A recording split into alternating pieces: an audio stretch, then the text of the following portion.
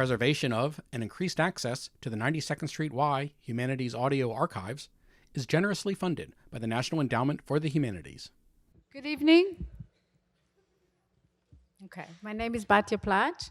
Welcome to our architectural series.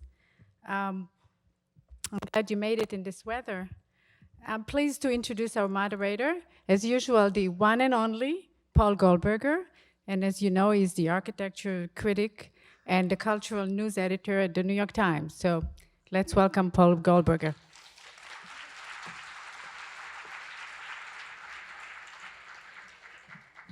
Hi, thank you. Let me add a word of thanks to everyone for coming out on a difficult evening. Before I introduce our guests tonight, a word about upcoming events in this series. Paul Rudolph will be our guest on the 24th of January. The next evening is not next week then, but on January 24th. Let me remind you also that added to the schedule, as we said last week, not in the WISE catalog, but added as a late entrant, is Arata Isazaki, who will be presenting a special, or participating in a special conversation in this series on Sunday afternoon, April the 7th at 4 o'clock in this room, marking his 60th birthday and the retrospective of his work that will be opening at the Los Angeles Museum of Contemporary Art. Tickets to that are not free, but they are considerably cheaper than airfare to Los Angeles. The format tonight, as always, will be a brief slide introduction by our guests. We'll then, the lights will go back up.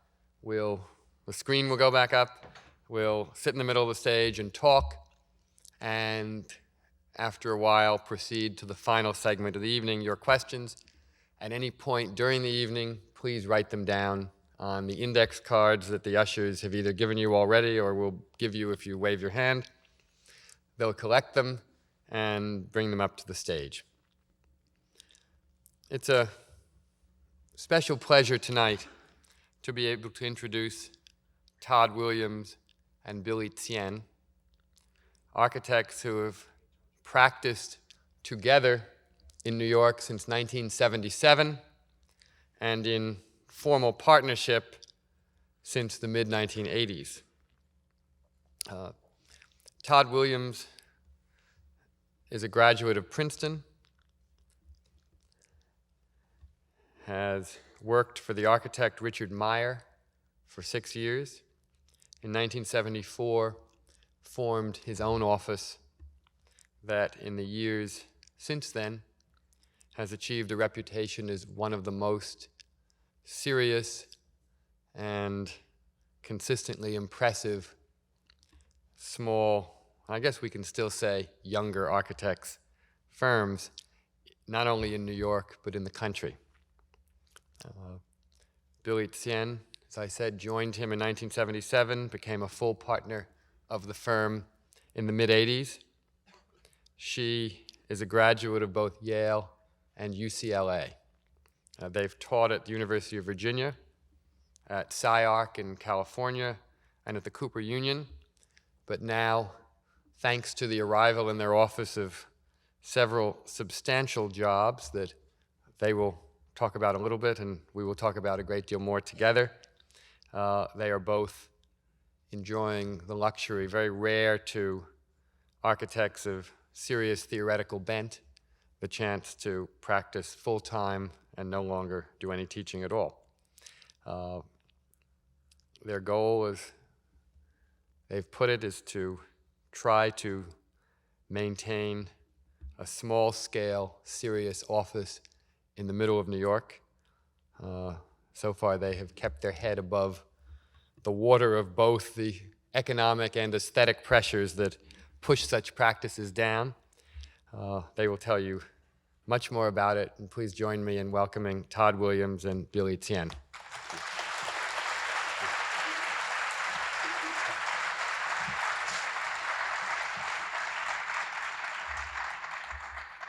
one of the things our practice is collaboration, so we're going to have to sort of figure out where the microphone's going to go. We were laughing backstage when Paul said some of the younger architects.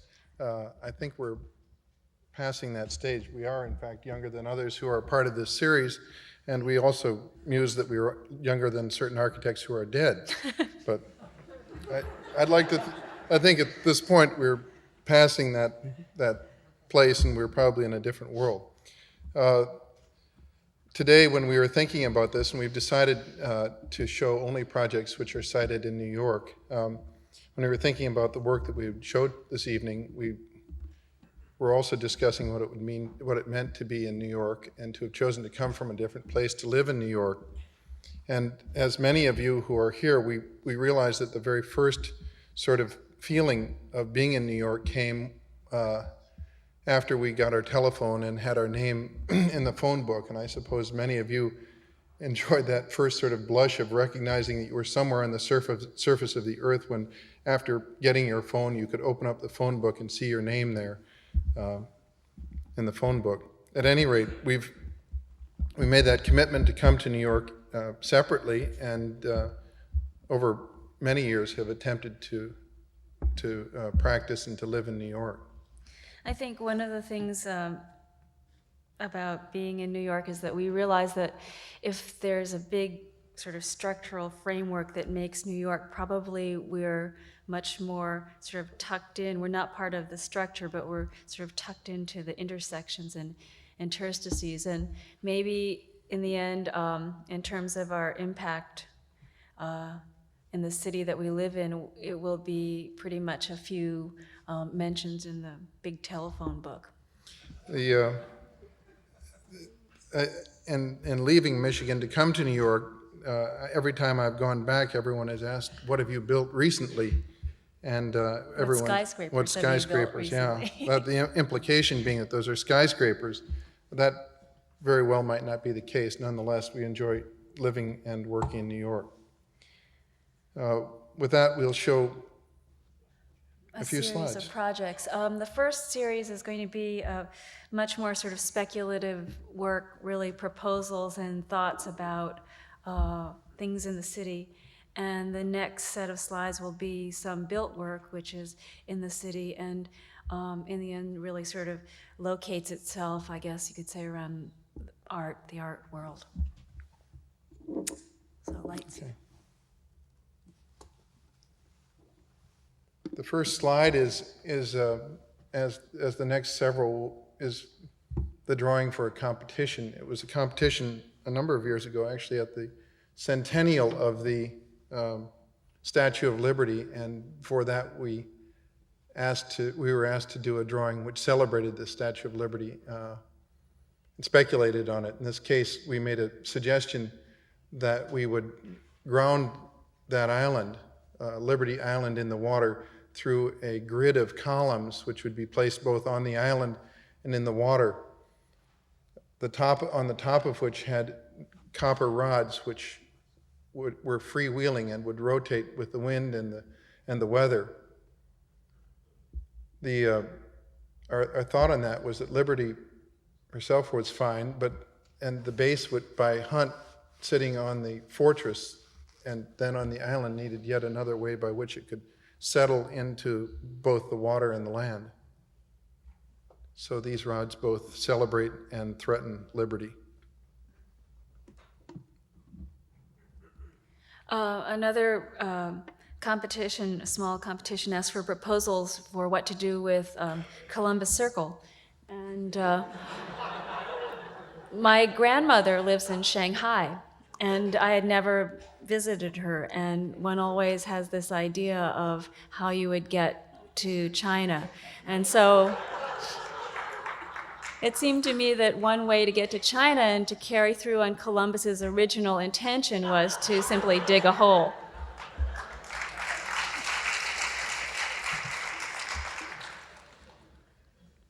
This proposal also didn't meet with construction. This is a proposal for the Vietnam Veterans War Memorial, that is the New York City Vietnam Veterans War Memorial downtown. For that, we proposed that we set 3 towers on the plaza where the memorial now exists, and these towers would be kind of wind silos. They would have flags,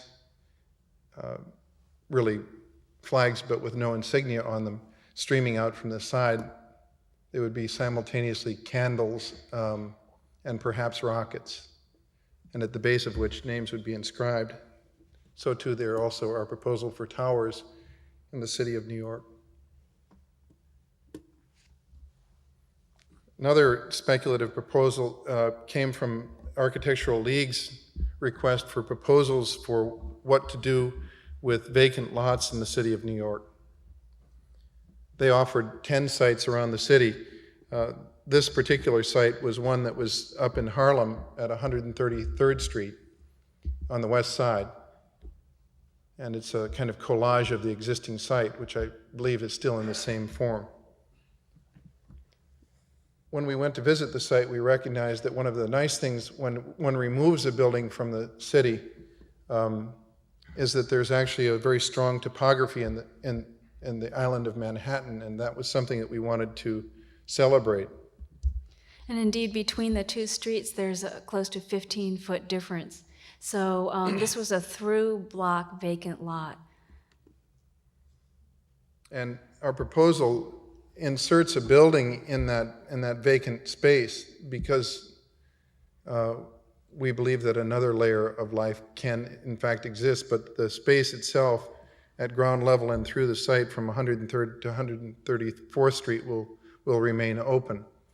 We add another layer of shops and of social services at the first level, but that then provides these long blocks with an alternative passage. We presented all of this in model form, kind of drawings as, other than that collage model as drawings. Once we planted these tall towers in the particular vacant lot we had chosen, we started to locate other vacant lots and began to plant these tall towers throughout the entire area.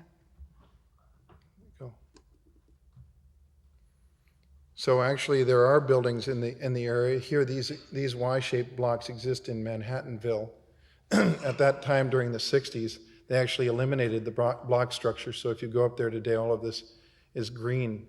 Old Broadway used to wend its way through here, and we found that there were in fact vacant lots or less than solid buildings in those areas. So we, in speculation, simply planted towers which responded to the towers that are being built today, that are 20 stories or so, often which are walls that prevent people from looking out to the Hudson view. So this is a proposal both of the 19th century and of the 20th century. Perhaps by being both and, it's both of the 19th and the 20th century. In that case, we planted these tall towers, I suppose in some way also remembering the earlier project of the Vietnam Veterans Tower. Each tower is only 30 feet in diameter, so that the number of apartments within each tower really is only possible to have 2, right? No. Is it 3?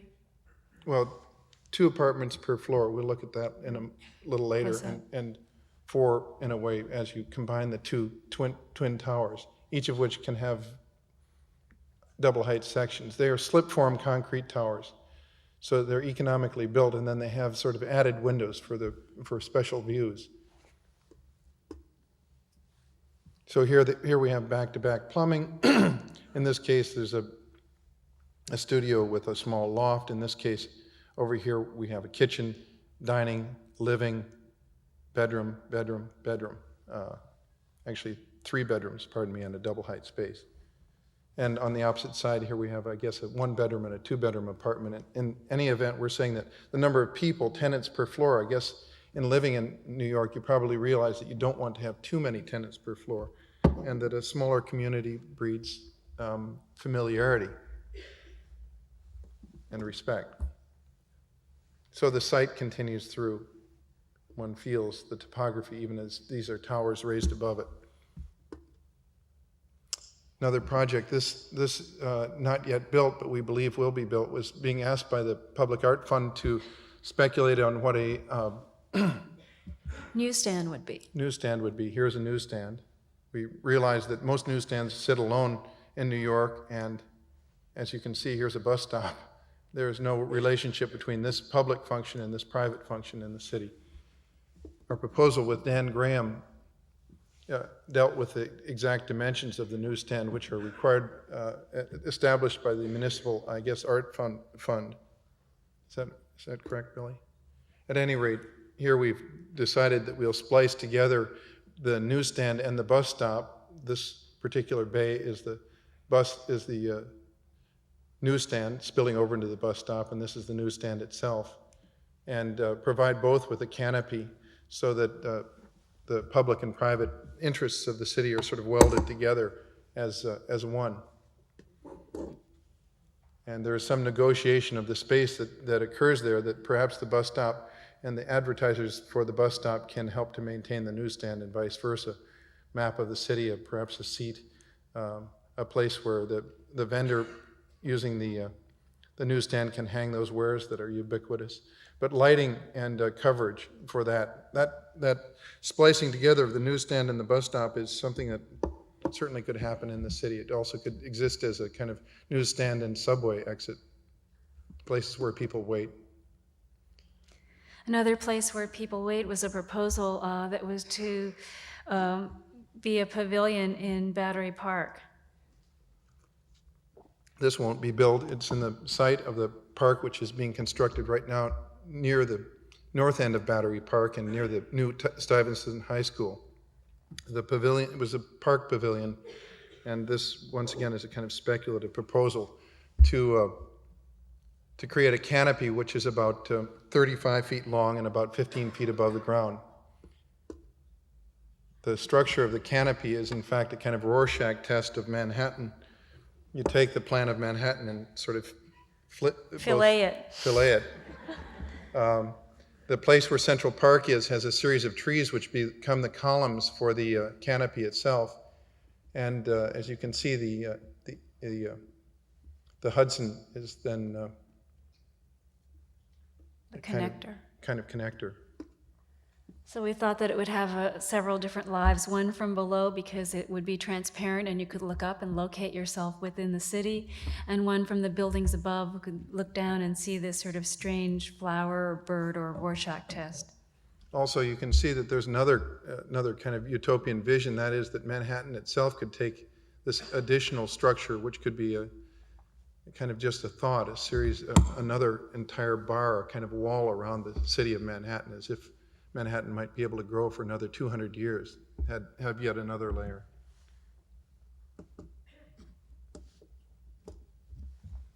Gotta push hard. Okay.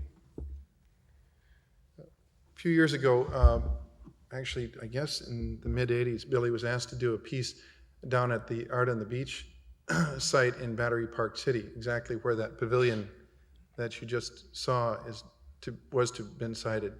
This, of course, is at the base of, or close to the World Trade Center. Billie was collaborating with the sculptor Brower Hatcher and the David Van Teegum, the musician. This eventually became a piece that David Van Teegum played. And then a couple of years later, after Battery Park City occupied that land, Creative Time found another site, which was in Queens, and which is on the Hunters Point site, which is the landfill site next to the Daily News building that was there. At any rate, Billie, Jackie Ferrara, and I were asked to develop that site as a temporary site for art installations. And with a very low budget, actually only $2,000, and some good faith, we then found a way by which we could give an order to various projects that were to be sited in that place, which would be temporary projects that would come and go as the summers would come and go, and they would be, for the most part, collaborations. This first year, during the construction of the site, a fence was made to protect that site from, and the people on it from falling into what was an illegal landfill, and also to give a kind of an order to the site so that the artists would have a place to site their, to construct their works. The next year, the limits of the sites were adjusted. One of the things that we saw when we went to look at this landfill were these very large concrete blocks. And they're 6 feet by about 3 feet by 3 feet, and they were kind of lying around as part of the landfill. And we discovered that there was a nearby concrete factory, and that at the end of the day's pour, the concrete trucks would come and pour the residue of their trucks into these forms and then sell the forms for $10 a piece. Turns out they're locally known as mafia blocks. In any case, we thought, great, you know, with this $2,000, we'll buy some of these blocks and use it to start to make walls, dividing walls on the site. One of the things after we bought the blocks, we found out was that they each weighed about 7,000 pounds, so we had some difficulty lifting moving them. But these little suitcases all come with handles and other things attached to them. So a backloader would pick them up and carry them around the site as we'd wave our hands. We stacked them at the entrance to the site, 4 high, until we were told to take them down because they might crush someone or a car. We also stacked them in a kind of an ordering device at the bottom of the site. We would then use those up on the top of the site, and also to define the end of the walk from the subway to the entrance to that site. We also found a steel plate and put a cash box on top of for all the money that Creative Time would take in, charging admission to this site. A place here for umbrellas cut through the steel. That table is still there and may be picked up after the lecture, after the talk. But you can see that these were a little bit like the wood stacks that were across Newtown Creek on the other side. The next year we had no budget, and so with the 0 budget we had, we moved some blocks and also wove the fence for want of something to do. So we had the whole office out there weaving the sort of construction tape through the fence. X marks the spot. This is a performance that took place there using the blocks. And the final year looking rather apocalyptic. The final projects we're going to show, this is the site of the downtown Whitney, which is an interior that we have designed a couple of years ago.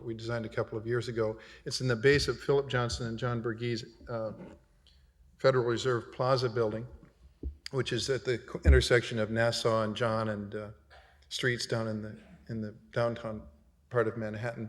The site that the Whitney was given for this, their gallery space, in fact, is 6 feet below the subway level, which is at that level. This was the quality of the space when we first encountered it, and we wanted to leave it, just clean it out and leave it more or less as it was because we thought it was an interesting space. But the tenant and the Whitney were more conservative and let us realize that they had to show artwork which would be of a variety of different forms down there, and so they needed a kind of white space. They needed to get the water off the floor and so on. We also needed a sign to sort of drag people from street level down into that space. So the 3 elements that comprise the Whitney Downtown Museum are a sign, pretty tall, saying Whitney Museum of American Art, Downtown Branch, made of back-to-back aluminum L's, which is visible from the street and from the subway level and draws you into the space. Then there's a kind of balcony here, which one enters on and then descends to the level that you just seen before.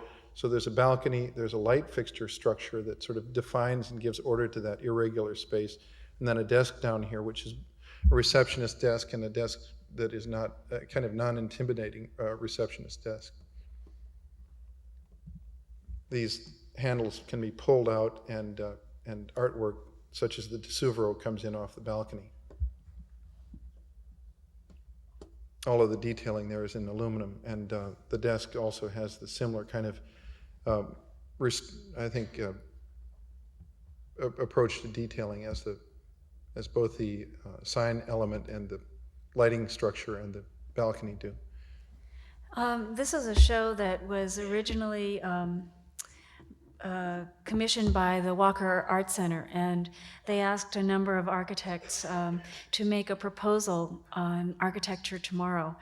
And originally, we thought we would try and build a house, thinking about the case study houses that were built in California. And we had a budget of about $30,000 and a lot of energy, and in the end, it turned out not to be enough to make a house, but what we did was make as many of the elements of a house as we could and try to think about them in ways that were in somewhat more similar to the way we lived, and with materials that in some way started to address the issue of, I guess, recycling.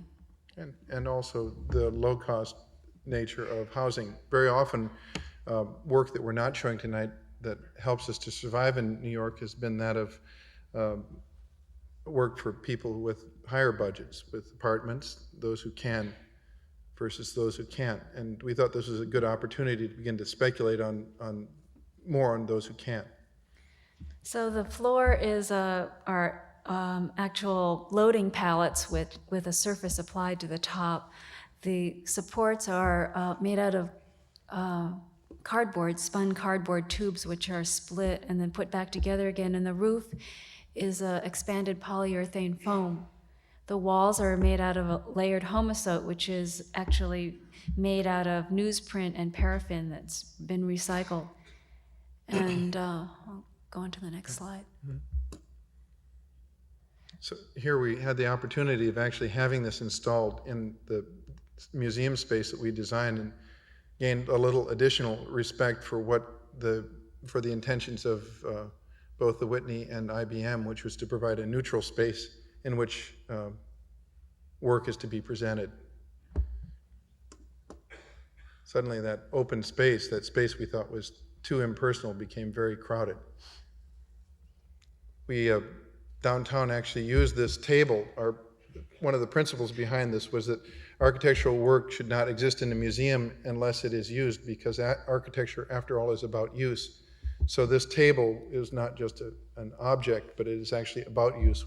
We used it there. We had dinner there. The models that are presented with the show are things that we intend and that people do touch. Here you can see that all of the furniture and the walls were in fact cut out of a single stack of homosote, 6 feet tall. We said that we were mining that stack, and this is actually a chair which was made from that particular, in a way, that die. Another element of the house was a rug. We had designed rugs for other people, but we had always thought about designing an inexpensive rug, a rug which used, in a way, more restraint and perhaps explored the back of the rug, which was made of canvas and through which the wool was tufted. So if we tufted only a small portion of that wool, we could begin to have something that was both a kind of a rug and a ground surface and a painting. And a map. Yeah. Within the exhibit, we also speculated on different ways that those same components could be reconfigured to provide a actual use. In this case, we're suggesting that those roof elements could be used on the roofs of buildings in Manhattan, once again in this case in Harlem, that the pallets could be set out on the rooftops, as in fact we had done before, even as we lived in Manhattan atop Carnegie Hall, to be used as gardens, as the sort of base for gardens which could be planted. That there could be a caretaker up there, that once again there could be another layer added to the city. So this is a revisiting of the vacant lots site, and those 4 circular shapes down there are really cut off sections of the towers we had proposed. So we're going back and suggesting that these elements might be put together to make additional units up on the top that we were thinking might be for garden, childcare. Actually, we have one other project. No, 2 more, sorry. I will go quickly. This is a collaboration with Mary Miss at the American Craft Museum, where we were asked by the museum to demonstrate collaboration within an 8x8 box or space. And it was a very difficult collaboration with the sculptor, Mary Miss, though we had been close friends previously, and I think still are, We working weren't with one another. then. We weren't at that time. And there was a lot of wrestling that went on in thinking about what would go in this space. We ultimately decided, because it was something, once again, that would travel, to make something of use, that architecture inside a museum must be something about use. And so we made a telephone booth that is a public pay telephone, would be installed in this sculpture and would travel from site to site, as it in fact did. The guard at first was intimidated by the telephone ringing in there and the thought of walking into a sculpture and using it, but they got the hang of it. On the opening night, we had a number of people dialing that telephone number and getting the phone to ring to see how long it would take before somebody would pick it up. So whenever this piece is traveled from museum to museum, the local phone company just comes in and installs the pay phones, and we haven't gotten any quarters. No. The final project is something that will in fact be presented at City Center in 2 evenings in February, and that is the sets, this being the set and costumes for a ballet, the choreographer of which is Elisa Monte. It is the Elisa Monte Dance Company, and with original music composed by the composer Glenn Branca. This was commissioned by the Het Music Theater of Amsterdam. The sets, it was our intention that the set become, in a way, as much a Dancer, really. dancer as the dancers themselves, and you can see it here cantilevering over the orchestra, that it engaged the space of the orchestra from time to time, just as it engaged the space of the dancers. We had a low budget here. The stage in Amsterdam was vast. We are right now rebuilding this in New Jersey at a much smaller scale, on a scale that could be dismantled. At any rate, in November we went to Amsterdam to see this construction. Here it is. The concept with the set is that it could completely fold from being in the closed position to being in the open position, or vice versa, and that it could, in a way, roll anywhere on the stage. On one side, it would have the structure exposed, depending on the lighting. On the other side, it would be a blank canvas. They had marvelous elevator lifts, which we utilized in the choreography in Amsterdam. Here, this is part of the chain gang sequence. The piece is called The World Upside Down. It will be somewhat shortened also for City Center. The sets enabled that piece to be lifted up and cantilevered over the dancers. So in this case, it became really kind of the light fixture for the performance. At some places, dancers were behind the screen and their image was projected onto the screen. In other cases, the screen was mute. So in this particular sequence, there were dancers both within and without. There was a kind of change in scale. Okay. Thank you.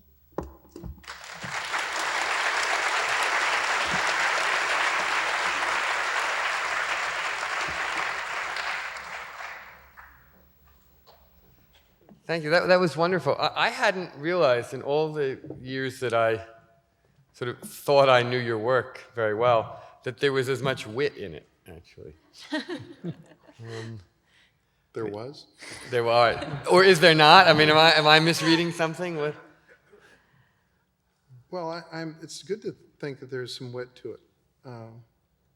But it is true that it's often hidden, and I think and I hope that those layers of humor and maybe sometimes even tragedy exist within the work, and that it's seen and understood over time. At any rate, the work, I think, relative to a lot of work which is out there today, is probably more abstract in first appearance than it actually is. I think that's right. I mean, in a sense, it makes me think of Ellsworth Kelly, who is sort of less abstract than you think it is when you first see it. Yeah. But that, I think, speaks to the whole question of wit a little bit, because whatever can be said about abstraction, it is not that often coincident with wit. Yeah. Well, I think that the generation of a lot of the projects is really not so much theory driven as life driven. Yeah. And so wit and life come together, because how can you live your life without a little bit of laughter in it, particularly in New York? So we find that a lot of the thoughts come from, say, living with a 6-year-old, and not so much necessarily from, I think, historical precedent, or I think something that's much more sort of structured in terms of thought process. But there's also a lot of wit about the city itself. I mean, the Columbus Circle project, for example, which I have to say I think is brilliant. It's really brilliant. And it's not just the joke about your grandmother. It's the sort of, I mean, it's Oldenburgian in a certain way. I mean, there is the ultimate pothole, and it is sort of, it struck me as a comment about the city in that way. It struck me as responding to the fact that Columbus Circle as an urban space has always been a completely confused muddle that didn't know what it was about, and is kind of, in a way, saying that, and saying that about the lack of roundness in this non-circular circle. I mean, and creating the ultimate round thing, which is a whole. I mean, it seemed to be about all of those things as well, and about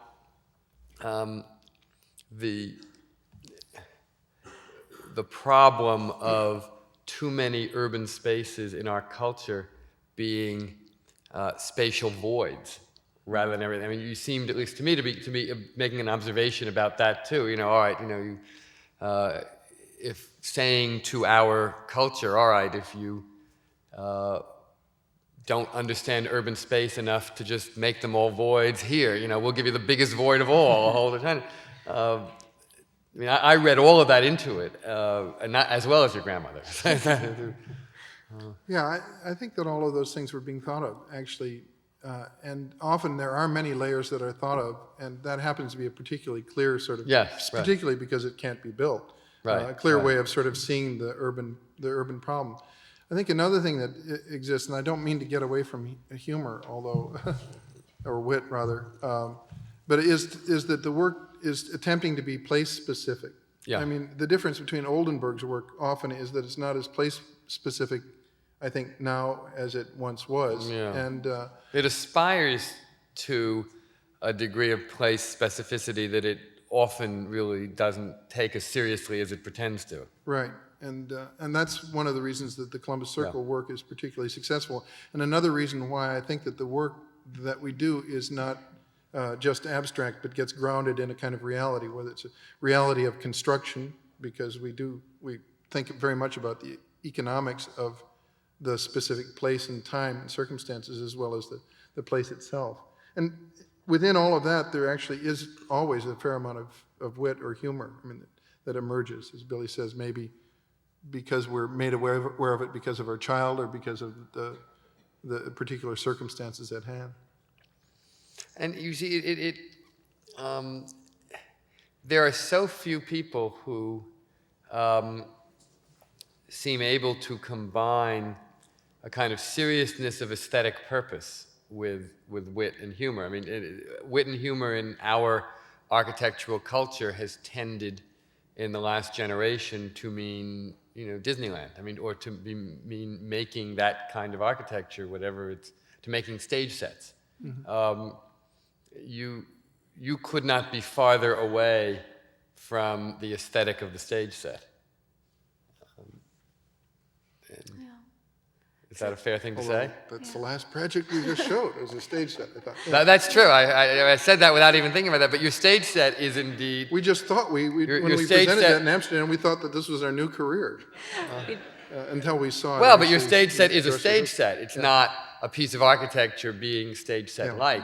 And your stage set is wonderful, is as abstract as anything else, too. I mean, it is not it is not a trompe-l'oeil picture of pretty castles in Bavaria. I mean, it is it still remains very abstract. And we really saw it as an active participant in the dance, but we didn't want to make it look like anything. We wanted it to be sometimes invisible and then sometimes very much almost not threatening, but very present over the heads of the orchestra and even the audience. Yeah. And as Todd said, we did think we had a whole new career set out for us when we were in Amsterdam, and then the theater is such a different world from architecture, and it was both exciting and horrifying, so that on the night before the dress rehearsal, we thought we had a whole new career set out for us, and then on the night of the dress rehearsal, we thought perhaps we could sneak out of the city or jump into a canal, because there is so much chaos that goes on in the stage and so much happens at the last minute, which is really different from architecture. And then finally at the performance, I think we're someplace in between, but we realize it's not quite our new career. The other thing about the stage set that I think and the work that we try to establish is a sense of emotion. So whether it's wit at sometimes, which is great if we can laugh about something, and we probably should always have that time, but is to try to to create a sense of emotion even with some of these tools which seem to be abstract. So the set is intended to be, on the one hand, something that is that last particular piece is something that has the fragility of a stage set. In fact, part of the humor we think might exist in that is turning the thing around or inside out at some point and sort of showing, as it was actually the as we call them, the pushers push it on and off. The other emotional element that we thought that we had in that place was to make it in a way somewhat threatening, that it would come out over the stage, practically dividing the audience, forcing the audience to choose which side of the dance set or the choreography they would be on. That probably won't happen at City Center because we have some rules and regulations that won't allow it to. So it can't actually move out over the audience? It can physically, but I don't think that the union will allow it to threaten them in this same way. I don't know. It seems if they can fly Peter Pan out over the audience, why can't your set do that? We could do it with Todd, fly him out over. Right. What about the emotions in the Statue of Liberty project, which seemed to me to be, I was struck by your phrase about wanting to at once celebrate and threaten the statue. Can you say a little more about what you meant by that? Because it's certainly, in a purely formalistic way, it challenges the hegemony of the statue, as it were.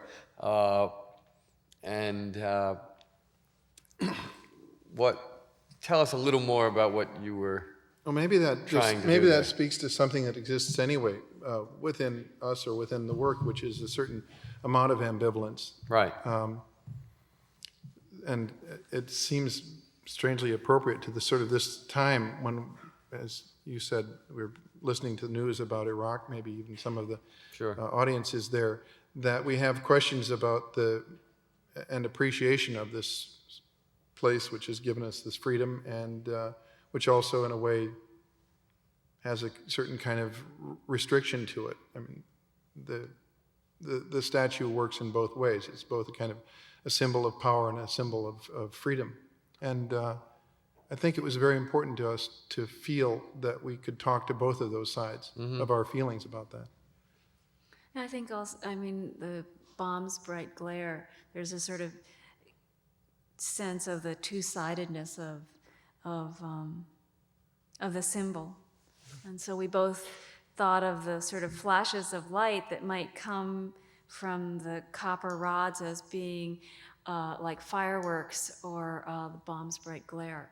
Actually, that's one of the powers that of the Statue of Liberty exists by it being set in the water, I think. And I think that that's not entirely a kind of safe place.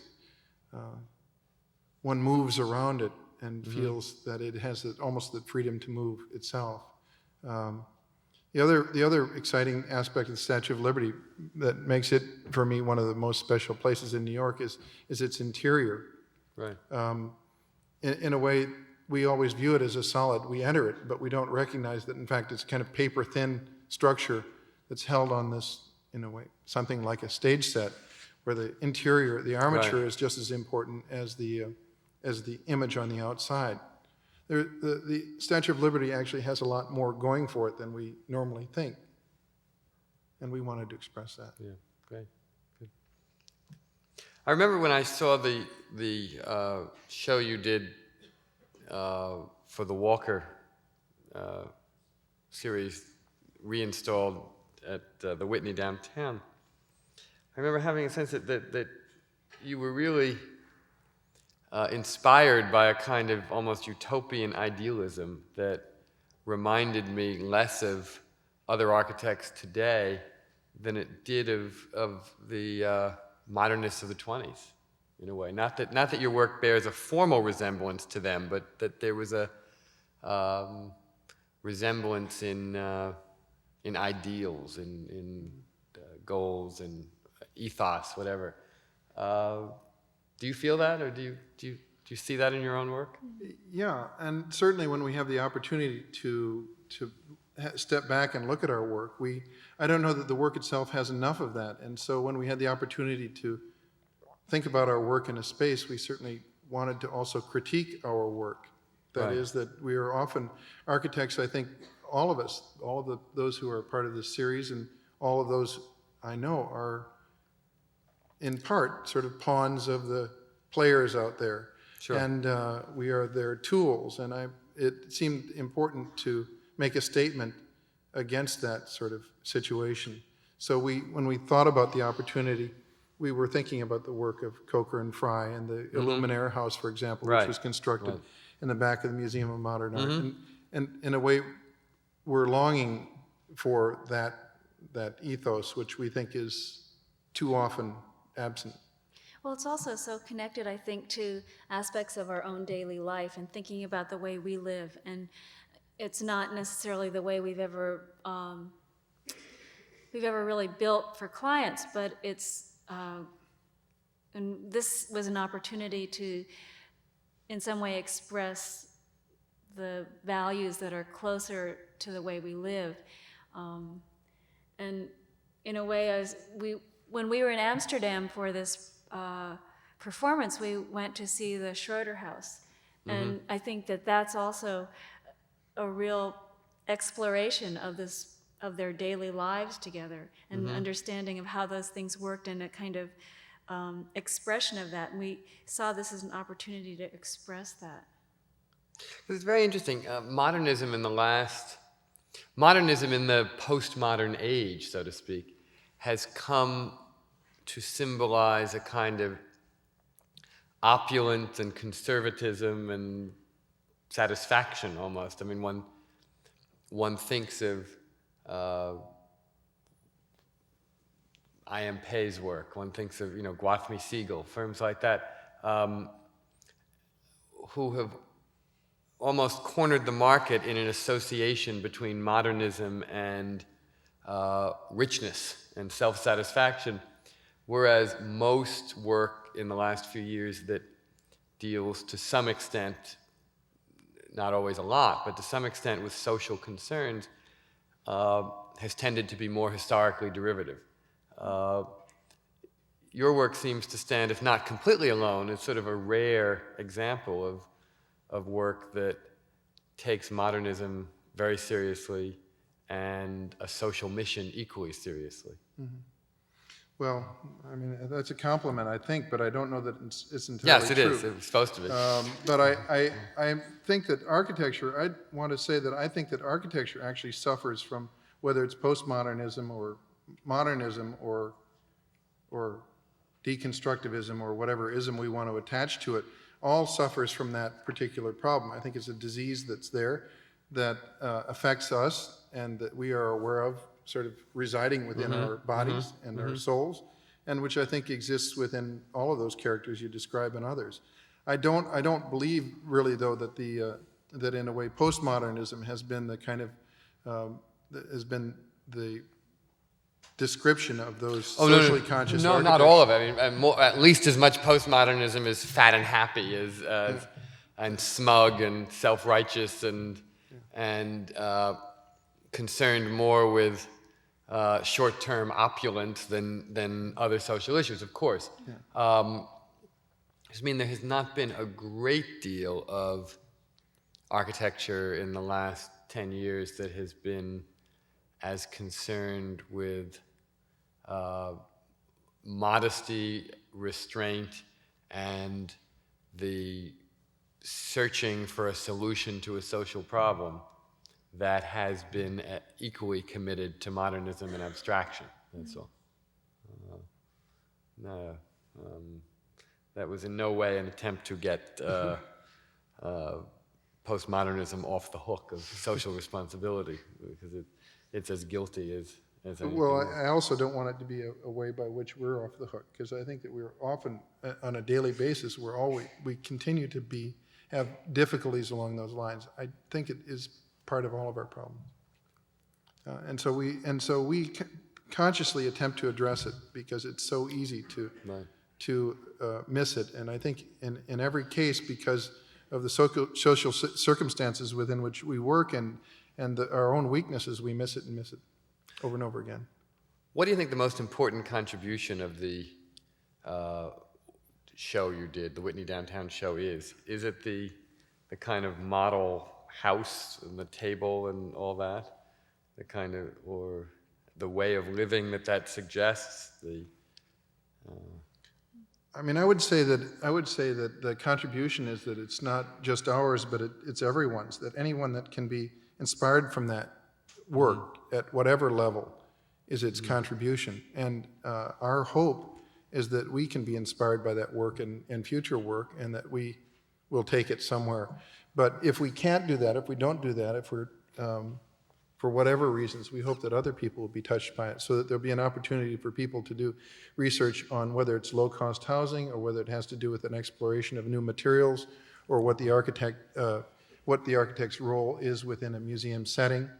Right. And too often we've seen in recent years, and I think we're about to, that'll disappear with the economic times. That architects have been sold on the walls of galleries, and Sure. And because we too do drawings about architecture, we have to be aware of the fact that becomes another kind of commodity. Well, I think that's the reason that the subtitle of the show is a lab report, because we really don't. We're not very interested in the idea of making the definitive it, and we're much more interested in this idea of ongoing research and things that change. And I guess that things that change becomes more important for me as I get older, because being younger meant, and so I had this idea that things were perfect, and they kind of, if you could just get the perfect thing, It was only the whole deal was just a question of moving toward that perfect thing, right? And as I'm getting older and seeing my body change and my face change, at the same time it brings a kind of realization that it's not about the perfect thing, it's about the sort of lab report, the research, those things that change, those things that grow. So I accept the wrinkles, and I accept the lack of perfection, and I accept the fact that we're not going to have the perfect it. And that show is about saying, these are some ideas, and then take them. Sure. Wonderful.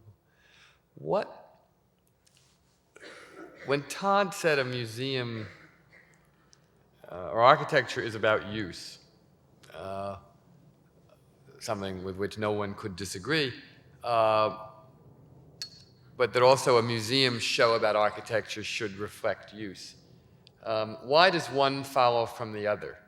I mean, what is wrong with an exhibit of drawings by Palladio? I mean, we can't use it, but why does it have any the less validity for that reason? No, I particularly appreciate drawings by Palladio because he's dead. I think that architects' drawings generally And he's not making any more of them, right? I think that architects' drawings should generally be shown at the end of their lives, so that architects are not doing drawings for the drawings themselves, Right. but rather for the content, the ideas that reside within them. Palladio did drawings because he was trying to design the ideal villa. Piranesi did drawings for a series of reasons, and some of those reasons are for perhaps presentation to the public. But I think that the purpose of the real drawings that exist, architects' real drawings, are because they are pursuing an idea. Right. And that's why I think that that's the validity of those drawings. Architecture doesn't entirely have to be about use. I mean, I'm often is serious enough to make myself sick and have to laugh at myself sometimes. So hopefully there's even wit within that seriousness or super seriousness. Let's talk for a couple minutes about specific built work. A building that I've admired very much that you didn't show because it missed by a few miles the limits of New York is the small dormitory you did at Princeton a couple of years ago, which seemed, to me at least, to mark if not an aesthetic turning point in your work, a turning point in your professional lives, and that it sort of brought you into a kind of big time of practicing as opposed to theoretical architects with a substantial institutional building on a major campus. Can you speak to us a little bit about the question of designing a building within the context of a campus like Princeton, within both the economic, functional, and architectural constraints of people like you coming to a place like Princeton and taking on the challenge of building a building that they were determined to build and indeed did? Mm-hmm. Well, I think it was exciting to have that opportunity.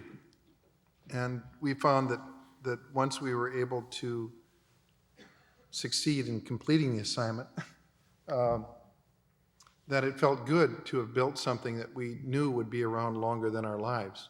Right. And although we don't want to get rid of the experimental aspect of our work, I must say that that's very attractive and very interesting to us, because if there is any merit to the work, then it will be sustained, it will continue. At first it felt that there had to be many compromises made to enter that campus, and one entered the project with great trepidation because we weren't sure how much we would have to compromise our ideas and our ideals to enter into what we thought was a kind of world of Venturi, where Venturi, the language of Venturi virtually seemed to be the language of the campus in a way. Yeah, it has very rapidly become a kind of new context at Princeton. Yeah. Yeah. But and even today, I was talking about this issue of whether an architect is making a series of compromises as one's ideas are conflated with the realities of one's daily life, or whether or not these things are collaborations. And I'd like to believe that they are collaborations, and that the essential collaboration which exists in our work is the one between Billie and me, which is that there's a collaboration of people who are in many ways opposites. And so it seemed like an interesting challenge, and I believe that architecture is an interesting challenge if one can turn this issue of compromises into one of a series of collaborations, understanding that it's never perfectly collaborative and it's never solely a compromise. So the project, I think, is simultaneously both one of compromise and of collaboration. We did create something that is different there and feels that it has our own integrity, and yet it's also in a way compromised to the context that exists there, or collaborates with the context. What about the new projects that I guess are still in design? I know you're doing the Phoenix Art Museum, the Yale School of Nursing. and a new building at University of Virginia, right? Can you say a word about the nature of the challenges of those three very substantial projects? Well, at the University of Virginia, actually there will be 7 buildings on about a 10-acre site, all too removed from the heart of the campus, but a campus which, if Princeton speaks Venturi, then University of Virginia obviously speaks a very diluted form of Jefferson, Jefferson's architecture. We are building there in brick. The interesting thing there is that I think that we have, as Jefferson did, an interesting relationship to the site and to a varied landscape, actually, one that's not too close to the center. At Yale, in the nursing school, it's a graduate school, but it's not part of the rest of the campus. It's over in the medical center, which is sort of like the hinterlands. And But actually where they're building the best architecture right now, That's since true. there's a Frank Gehry building and New Pelly and some other stuff. a lot of things are happening Yeah. there. The nurses have a very strong sense of mission, which is about the ability of love to heal.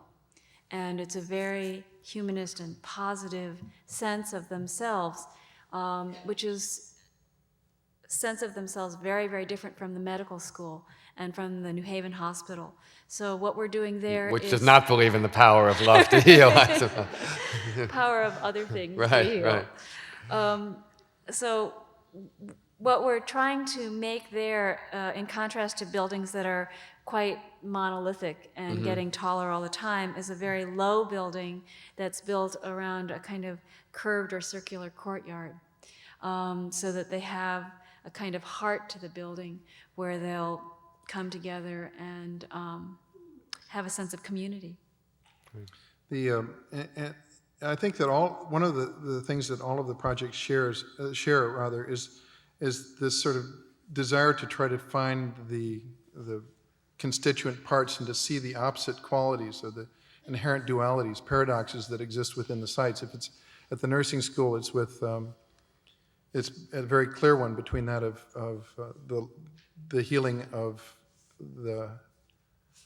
I guess of medicine and of the hand versus healing of the heart. And Phoenix, our conflict there is that we're on Central Avenue. We have an extraordinarily low budget, and they want us to make a statement. It appears that the building that we may be able to make will be one that actually kind of hovers 30 feet above the ground and is a kind of horizontal ground scraper.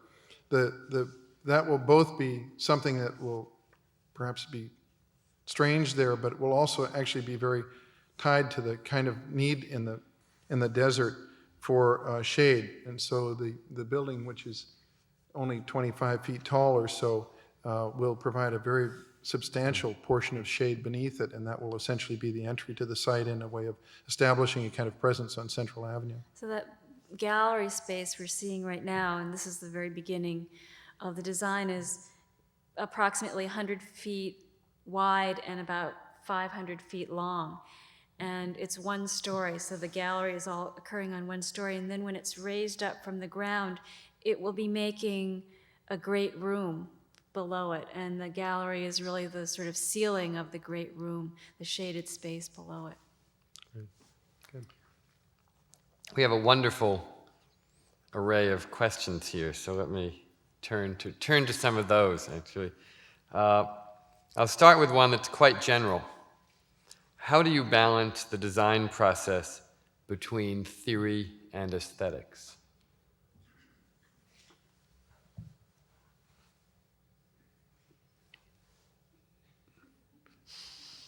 All right. Because I'm not sure the question... We actually don't think that much of either theory or aesthetics, believe it or not. But try to think of something else, whatever it might be.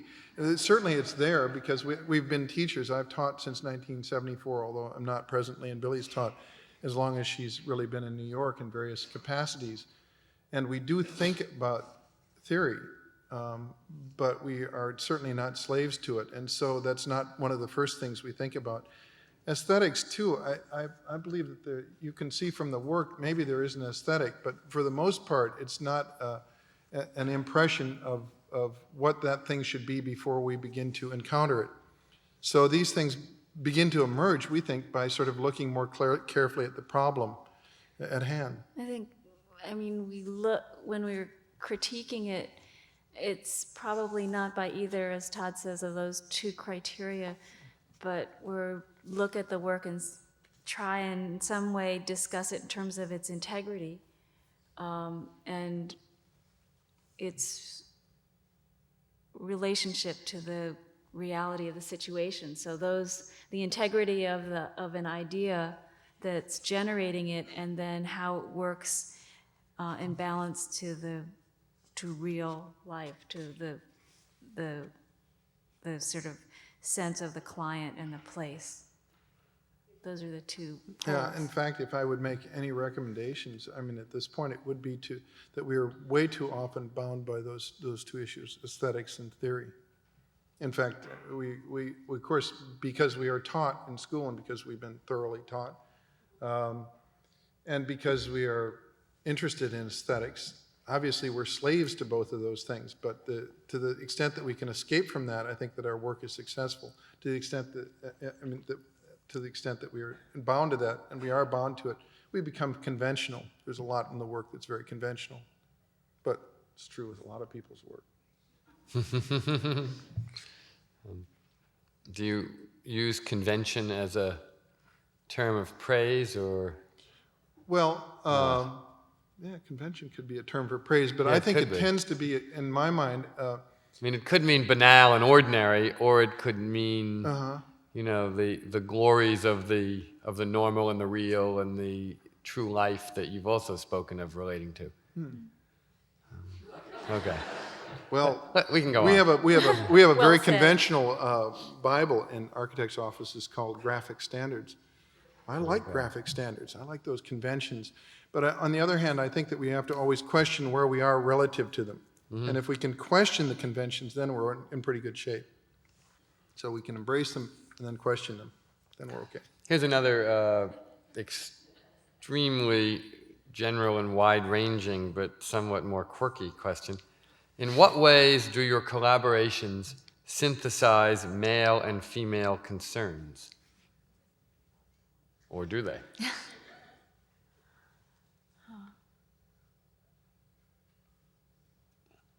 Or, I mean, do you think of... I think that we're interested in work that has both of those elements happening, that has a duality. And, you know, I think that we play sort of different roles and sometimes overlapping roles, but I mean, I would hope that the work has both a male and a female sense to it. I don't know how it's exactly synthesized, or maybe you can speak better. Well, it's certainly, at least I've enjoyed the partnership with Billie, who's so different and who is female. I think that very often the male and too often the female become stereotyped in their lives, and I grew up that way and was a stereotypical male and am a stereotypical male. And so every time that I have an opportunity to sort of release myself from that, it's a relief. And that's one of the ways by which the partnership works well. And I assume that that's one of the ways by which when I can give something over to Billie, or she can give it over to me, and we can do it more or less equally, that the work then comes out addressing both those issues. Good. Would you two want to live and raise your family in the Harlem infill housing tubular forms? I somehow get the drift of that question, that it is not the project of yours that the questioner most admires. I somehow pick up from that. I take it sort of as a compliment, but so I'd like to think of it as a compliment. The fact is that the apartment in Harlem, any of those apartments would be as large or larger than the one we live in. that would have views probably equivalent to those, because all of those had really good views. I think the good thing about it, it would make our life less midtown. I kind of like that idea. It would take us too far from the office, so we'd have to move the office. You walk everywhere now. That's sort of nice, isn't it? Yeah, so sounds okay to me. I think I like it. We'd have water in the kitchen. Yeah, we for the last month have been washing our dishes in the tub. You have. Yeah, I've been washing because I do the dishwashing. But, you know, so as architects, we haven't actually put our kitchen in. In those places, they come with a kitchen. So I think it's... I mean, the thing is, we do live in a very simple situation and have an under-counter refrigerator and a two-burner hot plate, which we've been, as cobbler's children, trying to somehow upgrade and have only managed to disconnect the water for the past month and a half. So beyond that, I think that those spaces would actually be quite wonderful with a curving wall and with the possibility of a two-story space within it. I think that they have the ability to transcend what might seem like a very harsh and maybe very tight circumference. I think that they would actually be very nice places to live in for us. And we use an elevator every day to go up to our apartment. I mean, it was true when we thought about that. The good thing about those tenements is that everybody walks up. But, you know, some people take elevators. Well, we take an elevator. Take an elevator up a building where you know most of the residents. It's a pretty good deal. Well, I also think that what we were trying to not do is kind of infill housing, sort of replacing broken teeth, but to try and think of, again, a new way of living, one that would bring views and at the same time not the kind of gigantic, amorphous, anonymous community, but a small community, but at the same time in a high-rise situation. And the rent would be lower. Those are all good things. All true. Yeah. I had a question, though, about the Harlem thing, which is that, particularly if it were reproduced in significant quantity, which is the relationship of these things to the street. I mean, they are somewhat anti-street in that they create or imply voids at street level interrupted by the supporting columns. Which is one thing in the prototype, which was a sort of tightly enclosed vacant lot space. Another thing, if you start putting them all over the place, the sort of integrity of the street as an urban element is challenged and ultimately compromised, I think, by it. Yeah. Well, I think you have to realize that we didn't intend to actually dig a hole to China. And we don't actually intend to build those exactly as they are. That a drawing has a place, and a model has a place, and a building has a place, and they're all different. So it would be absolutely ridiculous for us to build those things just as they are. Please don't think that any of the speculative proposals should be built precisely as they are. That's too often people take an architect's rendering or an image and say, let's build that thing. Well, that's bullshit. I mean, don't build a goddamn thing. Think about it. There are some issues that need to be readdressed when you build them. And yeah, the issue of a block, I mean, I think it would be terrible if you had all of these things plastered all over the blocks. But if you had some of them so you could sort of sneak through blocks and we could establish a pattern, not the one that we established. You could do a better pattern than that one. But yeah, you're right. Okay, I'm glad. Sounds good to me. Good. Let's move into the safe territory of stage sets for a moment. How much did you know about the ballets you made the stage set for, and how much did the choreographer know about your set before he designed the dances? I think that they were happening simultaneously, which was a sort of terrifying and invigorating and exhilarating experience. So that the one thing that came sort of packaged was the music. And we had these tapes that we were listening to, and I don't know if you know the work of Glenn Branca, but he's been known for creating something called the wall of sound. And it's not easy music to listen to. So we listened to these tapes, and had them going in the office, going, "No, no, no, no, no, no, no, no, no, no, no, no." People were sort of starting to go crazy.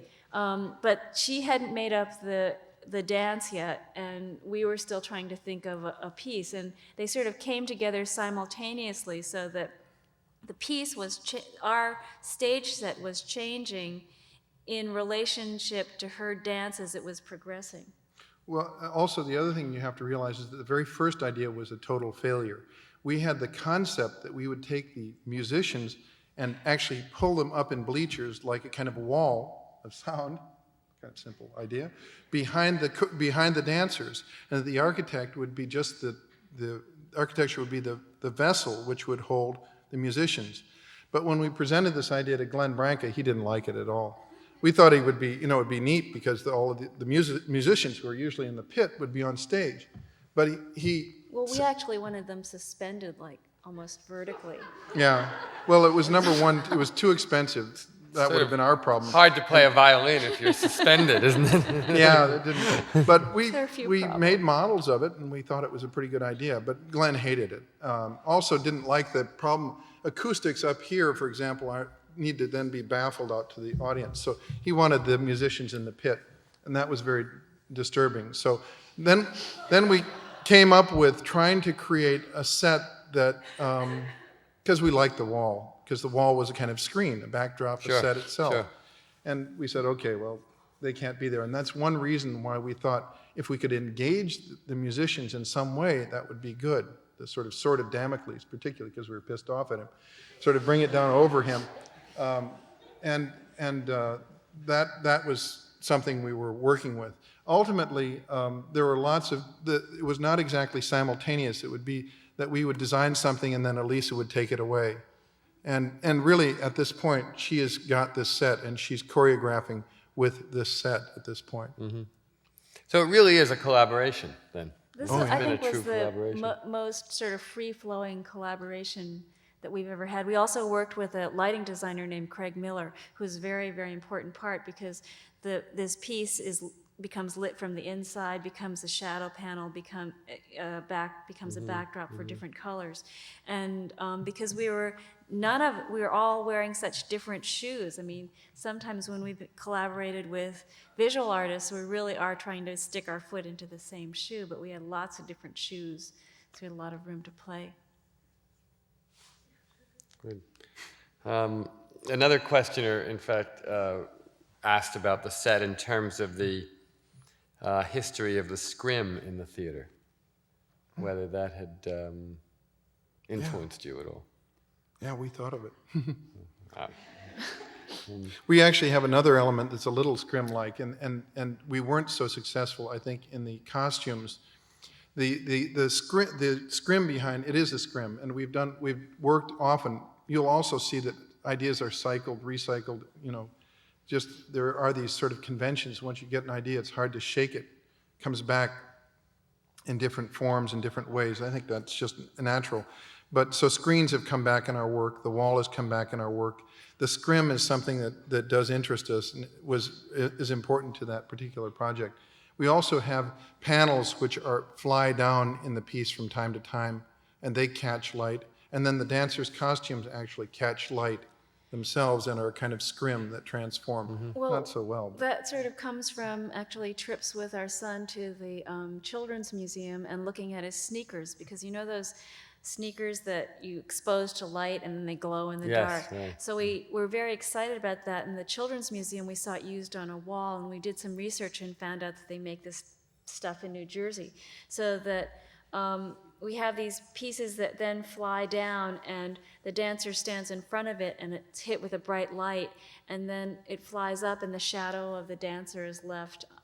Actually, she's turned upside down because it's the world turned upside down, flies up into the sky, and their costumes, tried to get Todd to wear the male costume tonight, but he wouldn't do it, is essentially black, but then they sort of turn inside out and are printed with this glow-in-the-dark fabric. So at other times the lights go off and they kind of... So I think in some cases we're quite successful with that. It exists on the set, it exists as this independent thing, and then it exists on the bodies.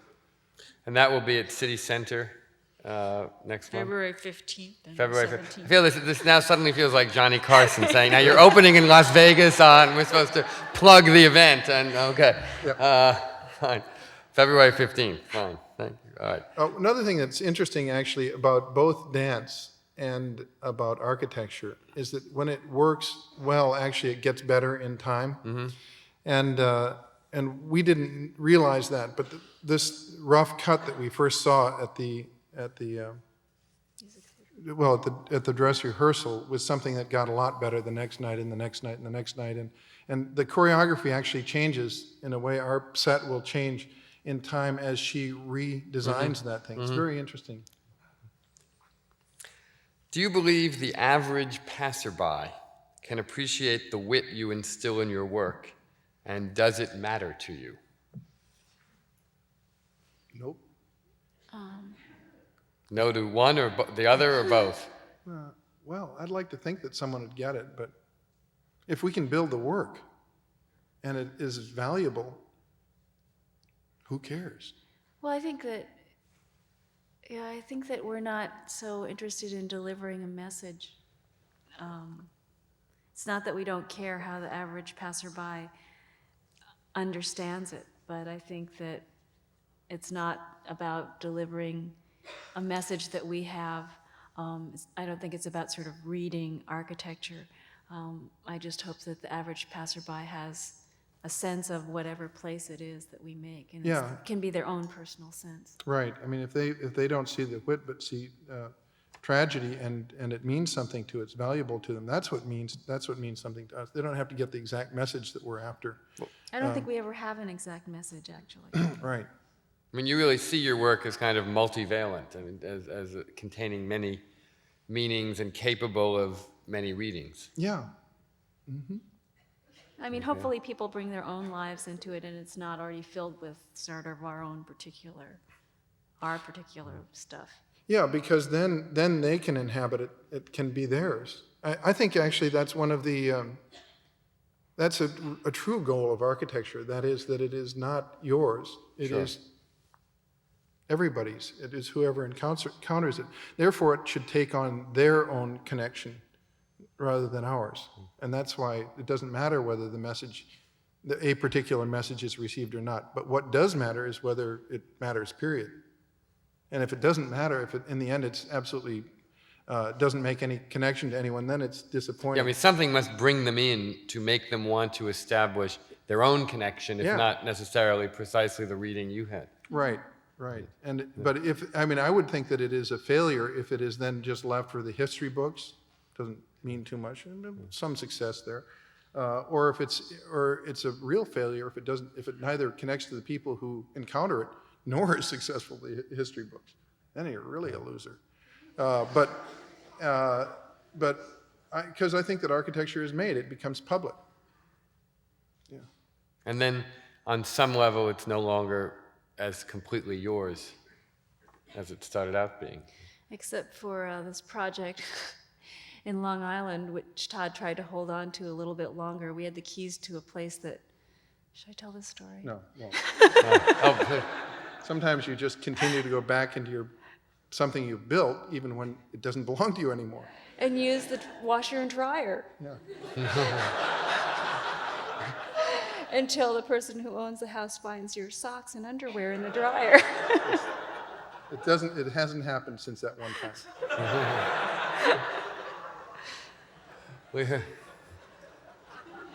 I'd rather hear more of that story, actually, than go on to the next question. Well, it's a great deal of fun to see a project under construction. And so it really is joy for an architect to go and visit and visit and visit. And it is it's nice when they take over, but it's kind of hard when you're in that middle time. Sure. Frank Lloyd Wright used to go in and rearrange the furniture, right? Yeah. So there's ample precedent in history. For us to do our laundry. Right. It's all essentially the same thing.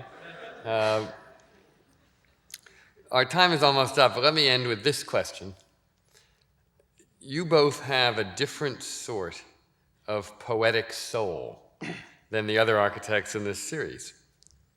If you were not architects, what is the one thing professionally you each would be? Well, Billie once told me that my true occupation would be scraping, as a scuba diver, scraping the barnacles off the bottoms of boats. And that's probably because I like the physical world and I like to be alone. Maybe that's what You've come to the wrong place, Todd. what would you be? I think that'd be good enough for me. I'd be Jesse Norman. No. Yeah, but great. Thank you very much. Thank you.